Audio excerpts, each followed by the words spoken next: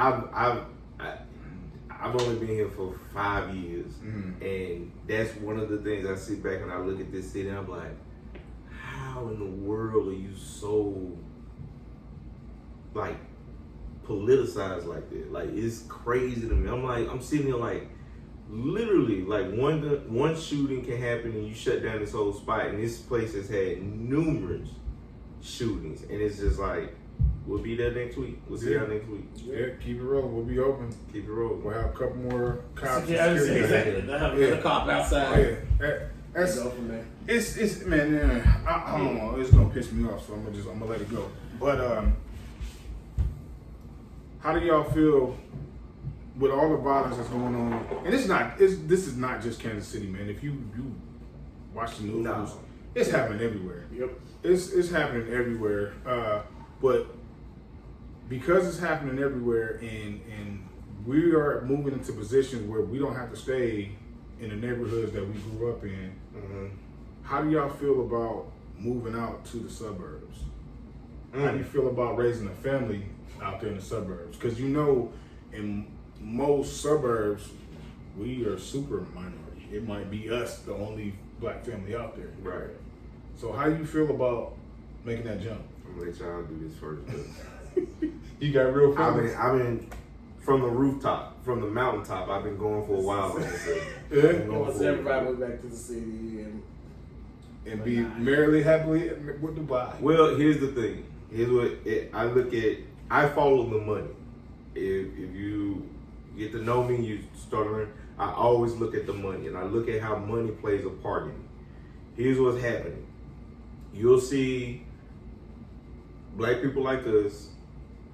We get through the struggle. We make it through the struggle. We get to where we need to get to, and we have the means to move into these neighborhoods. Yep.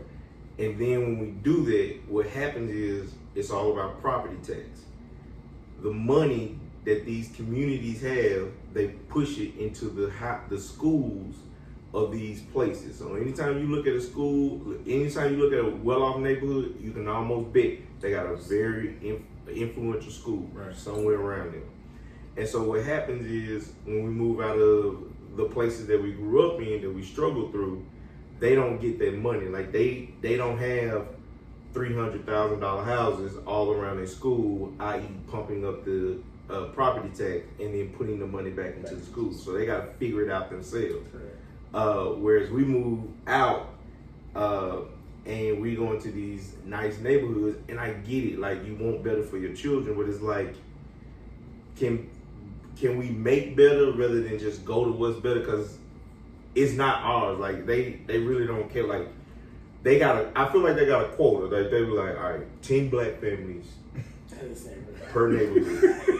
Like they counting us on the way. Right. They're like, well, they got the risk board. They're like, so here's the thing. Here's the crazy thing. I learned a little bit about Kansas City history. It's not a imaginative thing. Like they redline the neighborhoods, and they actually have in place where some neighborhoods you cannot sell your house unless the HOA accepts that person who moved into your house. Yeah. And so you can't sell your house to just anybody. You have to get approval to sell your house.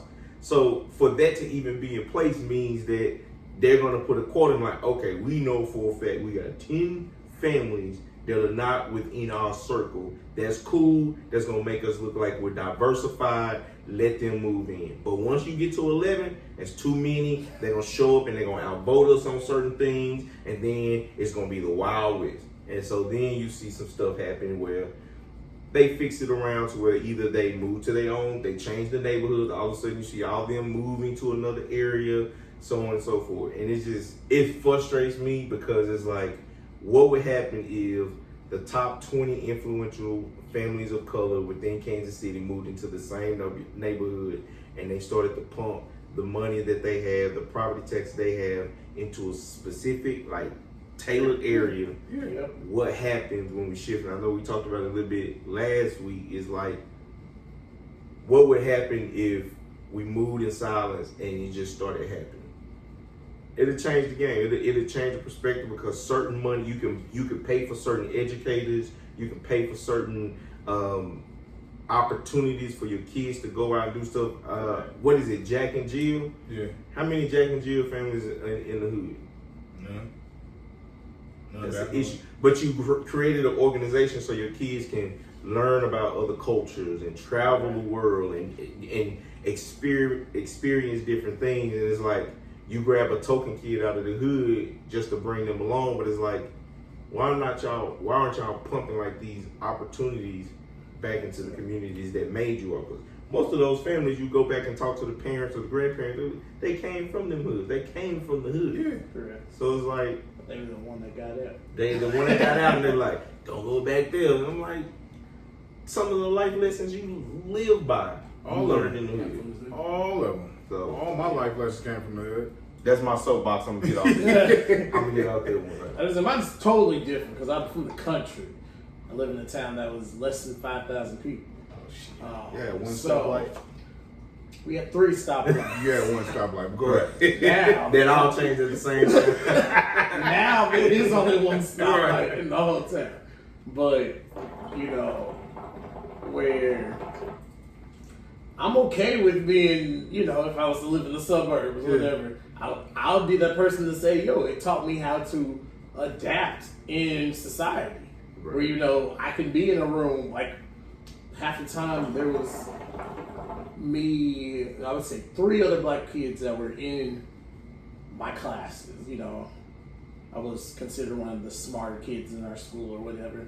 So, which I really wasn't smart. I just put myself around the right people. Smart people. Right. Yeah, exactly. I really wasn't that smart. No. Life lesson right there. Life lesson. Boom. Exactly. I learned that being in this school. But yeah, just being around the right people at the right time. Yeah. When, you know, people say a lot of deals are made on the golf course, I man. really learned about that. Yeah. Where, you know, where I can adapt in that setting. And I don't feel like I'm selling out or anything, but like that's just a life lesson that I learned, how to adapt in the situation that whatever room I go into, I know how to make myself fit in that room. Right. To make it look like I fit there. Right. Yes, I am black and I've been in this room, but I can make it work. How do you feel about raising kids in the affluent neighborhood environment, like nieces, nephews? Like, we came from a certain area, you know, growing up, we can adapt. Yeah. We can what they call a code switch. Mm-hmm. Yeah. But our kids, not so much. They didn't grow up in the hood. My boys definitely don't know nothing about anything poverty. And like, how do y'all feel about like raising your kids? I feel like that's something that has to be learned in the household. I feel like that's something that the previous generations, they were taught a lot of lessons at home. Yeah. Now the new generations, the parents aren't teaching those in-home lessons, right. And now we're feeling like teachers or outside influencers should be teaching our kids this. So we're like, no, you need to teach that at home. Right. You know, if you teach that at home, then you can like let them know, like, hey, this is the world that we live in. Yeah. You know, take them around your family that you know, you be like, yo, this is how they do. You know, you gotta fit in, but you know, these your cousins. Exactly, right. But you know, just let them know, like, hey, yes, that's not how we, you know, in our household or in the neighborhood that we live in, we don't have to worry about this. But let them experience it so that they know, like, dang, and let that be their story. Yo, my cousins, they live in the blah, blah, blah. Like, that was me. Yeah. I come up to the city and I'm like, yo, my cousins live in the hood. Like, you know, and I enjoyed it. I thought it was funny. Like, you know, I could tell these stories and everything, but then I go back. Back home, and I didn't have to worry about it. Back to the safety net. Yeah, I was just talking to some people about that. Like, sometimes I go over to my uncle's house and we couldn't play in the front yard. Yeah. Something had happened that week. Yeah. That they were like, nah, y'all can play in the backyard. Right. You know, and I was like, it wasn't until I got older that I was like, oh. That's why we had to play in the backyard and everything. You know, like you said, they tripping over here. Tripping over here. You know? Yeah, no, I know that feeling. I know you was about to say something. I didn't want to jump in there, man. I got nothing on this. So No, yeah, you good? Yeah, I'm gonna move past that one. I just I don't want my boys to lose their identity Yeah. growing up.